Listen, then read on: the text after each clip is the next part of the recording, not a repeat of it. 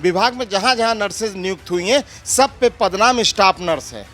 और ऊपर क्या बैनर लिखा है, नर्सिंग ऑफिसर नियुक्ति पत्र वितरण समारोह। हम ये कहते हैं जब आप ये लिख सकते हो, आप सब कर सकते हो, तो उनका पदनाम बदलने में क्या लगता है। हमारी नर्सेज को जो नियुक्त हो रही हैं उनको गृह जनपद नहीं दोगे, लेकिन पीजीआई में, आरएमएल में, सहपई में या चिकित्सा शिक्षा में वही शैक्षिक अर्हताएं, वही पद नाम, वही वेतनमान, लेकिन उनको गृह जनपद मिल सकता है, हमको नहीं मिलेगा गृह जनपद। फुल चिट्ठियां लिखी जा रही हो, हमको कोरा कोरा कोरा आश्वासन मिल रहा है और कुछ नहीं हो रहा। ये क्या करेंगे जब हमें कोविड के दौरान 25% हम लोगों को कहा था कि एक्स्ट्रा दिया जाएगा। हमारे बलरामपुर अस्पताल में 200 नर्स, 150 नर्सेज हैं हमारी गवर्नमेंट की, किसी एक को मिला हो 25%। हमें योद्धा तो बना दिया, फूलों की वर्षा करी, सब किया, लेकिन हमें डीए नहीं दिया है। 25% में 1% भी दिया होता अगर माननीय मंत्री जी ने, तो लगता कि हाँ हम योद्धा थे, हमें कुछ किया गया। टीचर्स के लिए कहते हो कि उन्हें गृह जनपद दे दिया जाए, उनके बच्चे छोटे, क्या हमारे बच्चे नहीं होते हैं? हमारे बच्चे छोटे नहीं हैं। राजकीय नर्सेज संघ यूपी के तमाम पदाधिकारियों का कहना है कि जो आला अधिकारी हैं विभाग के, कहीं ना कहीं उत्तर प्रदेश के मुख्यमंत्री योगी आदित्यनाथ की सभी योजनाओं को पलीता लगाते नजर आ रहे हैं। हाल में एक मुद्दा उठाया गया है जिसमें बताया गया है कि नियुक्ति पत्र वितरण में भी कई जो गड़बड़ियां हैं वो अधिकारियों द्वारा की गई हैं और खुद मुख्यमंत्री योगी आदित्यनाथ ने नियुक्ति पत्र का वितरण किया था। हमारे साथ ज्यादा बात करने के लिए अशोक कुमार है, प्रदेश महामंत्री हैं राजकीय नर्सेज संघ के। सर, एक मामला आपने उठाया है नियुक्ति पत्र वितरण को लेकर, क्या है पूरा मामला, क्या जानकारी देंगे इसमें? नियुक्ति पत्र वितरण का ये है मैटर कि 10 जून को माननीय मुख्यमंत्री जी उत्तर प्रदेश में जो कार्यरत हुई थी नर्सेज, उन लोगों के लिए नियुक्ति पत्र बांटा था। सेम शैक्षिक अर्हताएं हैं, हम भी जीएनएम बीएससी नर्सिंग है, केजीएमसी में भी, एसजीपीजीआई में भी, राम मनोहर लोहिया में भी, सहपई में, लेकिन माननीय मुख्यमंत्री जी के हाथों से इन्होंने वितरण करवाया था ये नियुक्ति पत्र 10 जून को। आप स्वयं जाके देखिए, उसमें चिकित्सा शिक्षा, चिकित्सा स्वास्थ्य विभाग में जहाँ जहाँ नर्सेज नियुक्त हुई हैं सब पे पदनाम स्टाफ नर्स है। और ऊपर क्या बैनर लिखा है, नर्सिंग ऑफिसर नियुक्ति पत्र वितरण समारोह। हम ये कहते हैं जब आप ये लिख सकते हो, आप सब कर सकते हो, तो उनका पदनाम बदलने में क्या लगता है। हमारे बेसिक पे एक हैं, हमारी शैक्षिक अर्हताएं एक हैं, तो पद नाम में क्या दिक्कत आ रही है। जबकि उत्तर प्रदेश में सहपई medical institute, KGMC, SGPGI, Ram Manohar Lohia, इन सब जगहों पे पदनाम चेंज कर दिया गया है। तो हम लोगों को पदनाम चेंज करने में कौन सा इनको वित्तीय भार पड़ रहा है, कुछ नहीं होना। हम लोग का वेतनमान सब एक है। एक बात, दूसरा, इसी तरह से हमारा एक गृह जनपद का मुद्दा है। हमारी नर्सेज को जो नियुक्त हो रही हैं उनको गृह जनपद नहीं दोगे, लेकिन पीजीआई में, आरएमएल में, सहपई में या चिकित्सा शिक्षा में वही शैक्षिक अर्हताएं, वही पद नाम, वही वेतनमान, लेकिन उनको गृह जनपद मिल सकता है, हमको नहीं मिलेगा गृह जनपद। जबकि गृह जनपद में ये देखिए, आपको शासन स्तर पे माननीय प्रमुख सचिव की अध्यक्षता में ये बैठक ऑलरेडी हो चुकी है 14/7/2022 को। आज 1 साल से ज़्यादा हो गया है, लेकिन उसमें भी आज तक इस पर निर्णय लिया गया है। हमको लास्ट लाइन बता दें आपको, इसमें लिखा है, बैठक में गृह जनपद में तैनाती किए जाने के समर्थन में प्रस्तुत किए गए तथ्यों से सहमत होते हुए नर्सिंग संवर्ग के अराजपाटित कर्मियों को गृह जनपद में तैनाती प्रदान करने का औचित्य पाया गया है। 1.5 साल हो गया, प्रमुख सचिव औचित्य पाए हैं, क्यों नहीं इस पर निर्णय ले रहे हैं कि हमको जल्दी से जल्दी हमारी लड़कियों को, नर्सेज को गृह जनपद। जैसे मान लीजिए ये लड़की है, इसका ये घर मान लीजिए उन्नाव है, तो अगर इसको गृह जनपद उन्नाव मिल जाएगा तो उन्नाव में ये ज़्यादा बेहतर सेवा करेगी कि लखीमपुर खीरी में ज़्यादा बेहतर करेगी। एक दिन की छुट्टी होगी, कट मारेगी आज, कट मारेगी परसों, तब जाके छुट्टी काटेगी। पैसे की बर्बादी, टाइम की बर्बादी, दुर्घटना होने की संभावना। और अपने ज़िले में होगी तो चाचा, मौसी, फूआ, ताऊ, पड़ोसी, चचा, सब का इलाज बेहतर तरीके से करेगी। अपने लोगों को कार्य करने में और इसका मन लगेगा, और वो लोग भी करेंगे, ना इनसे कोई गलती होगी, ना ये गलती करने को भी डरेंगे कि मेरे समाज में एक प्रतिष्ठा है, मैं फलाने की बिटिया हूँ, मैं फलाने की मिसेज हूँ। तो गृह जनपद सरकार को तत्काल देना चाहिए। अशोक जी, गृह जनपद का मामला आपने इतनी प्रमुखता से उठाया कि हाल फिलहाल में आला अधिकारियों से या फिर कोई डिप्टी सीएम ब्रजेश पाठक से किसी से आपकी वार्ता हुई, कोई आश्वासन मिला आपको इस मामले में? मैं माननीय ब्रजेश पाठक जी को शायद 2 या 3 बार लिख के दिया हूँ।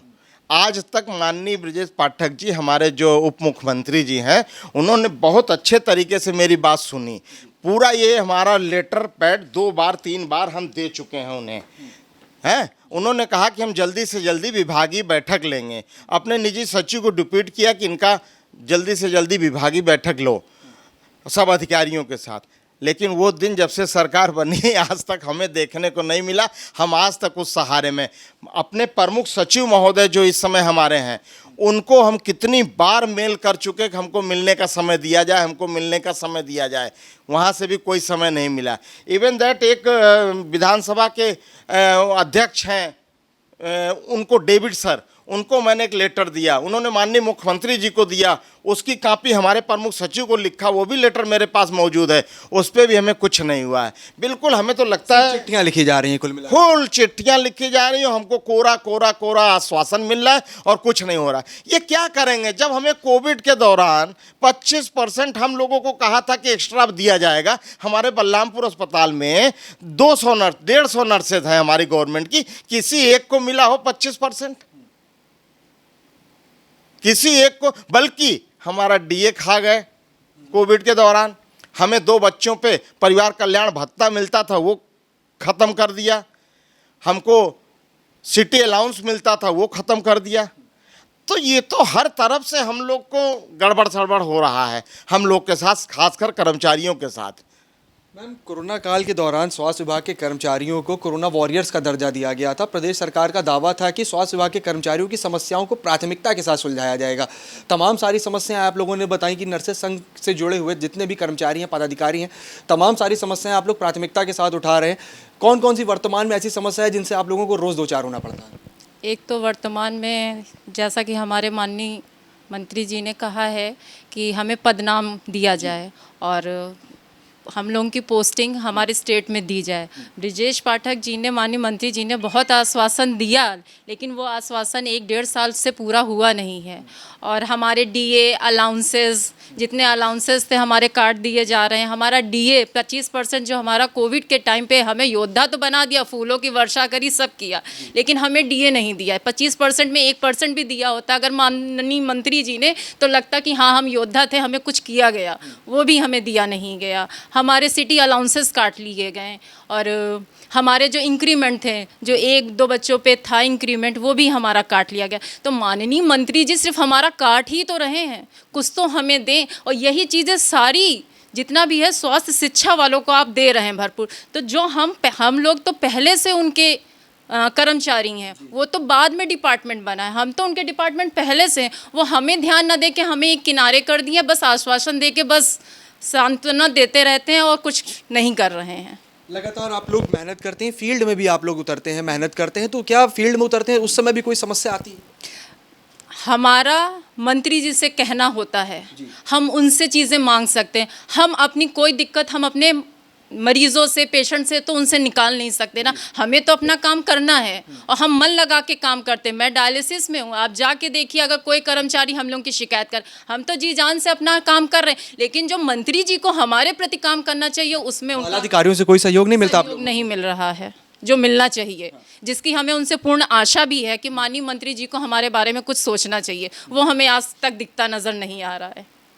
मैम, दिन भर ईमानदारी से काम करने के बाद आप लोग महिलाएं हैं, घर जाती हैं, घर की भी जिम्मेदारियां पूरी तरह से संभालती हैं। इसके बावजूद आप लोग का कहना है कि तमाम सारी समस्याएं हैं, कोई अधिकारी सुनने को तैयार नहीं है, विभागीय मंत्री भी सिर्फ चिट्ठी लिखते हैं। क्या कहना चाहेंगे?